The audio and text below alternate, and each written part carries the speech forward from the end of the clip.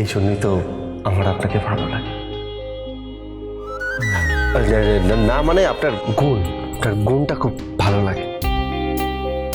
আপনি এত রাত্রিবেলা মাচাতে কি করছেন? এটা এটা আপনার জায়গা?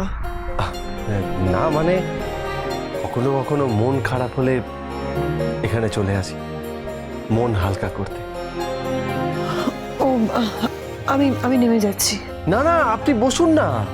না না, কোনো অসুবিধা নেই, আমি নেমে যাচ্ছি। না না আমার কোনো চাপ নেই, আপনি এখানে বসুন। আপনি একা থাকতে চান তো আপনি এখানে বসুন, আমি অন্য কোথাও যাচ্ছি। দাঁড়ান, কথায় আছে যদি হও সুজন তেঁতুল পাতায় নজন। আপনি এখানে বসতে পারেন। না না আপনার অসুবিধে হবে, আমি অন্য কোথাও। বললাম তো আপনি এখানে বসুন, কোনো অসুবিধা নেই। আসুন। ঠিক আছে।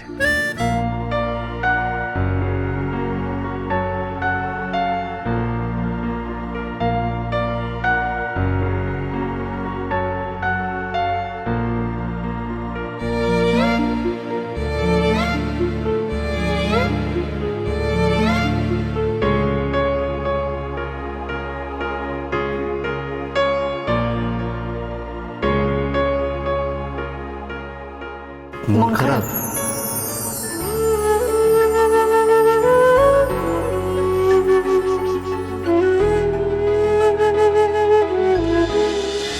একটা কথা জিজ্ঞেস করবো আপনাকে? বলুন। বাড়ি থেকে বেরিয়ে আসার কি খুব প্রয়োজন ছিল?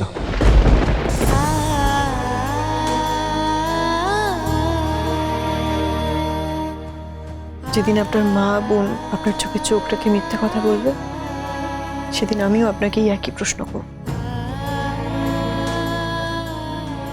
ওরা শুধু আমাকে মিথ্যে কথা বলেনি, ওরা আমাকে ঠকিয়েছে। অনেক বড় কথা বলে ফেলবেন আপনি। নিজের মানুষ আবার কখনো ঠকায় নাকি? জানেন, বিশ্বাস একটা অদ্ভুত জিনিস। কখনো হাজার চেষ্টা করেও ভাঙা যায় না, আবার কখনো কখনো ছোট্ট একটা ভুল বিশ্বাসের ভিত নড়িয়ে দেয়। হয়তো ভুলটা আমারই, আমি আমার মা দিদির বিশ্বাস হারিয়ে ফেলেছি। হয়তো ওদেরকে এতটা ভুল বোঝা আমার উচিত হয়নি।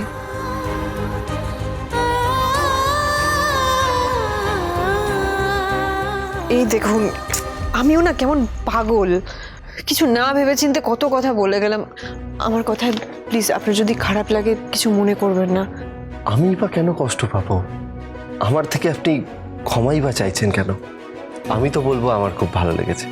আপনার মনের মধ্যে যা আছে আপনি উগড়ে দেন, একদম জলের মতো পরিষ্কার, কোনো ঘোলাটে নেই। এটাই তো আপনার সব থেকে বড় গুণ। এর জন্যই তো সবার থেকে আপনাকে আলাদা করা যায়। এই জন্যই তো আমার আপনাকে ভালো লাগে। না মানে আপনার গুণটা খুব ভালো লাগে।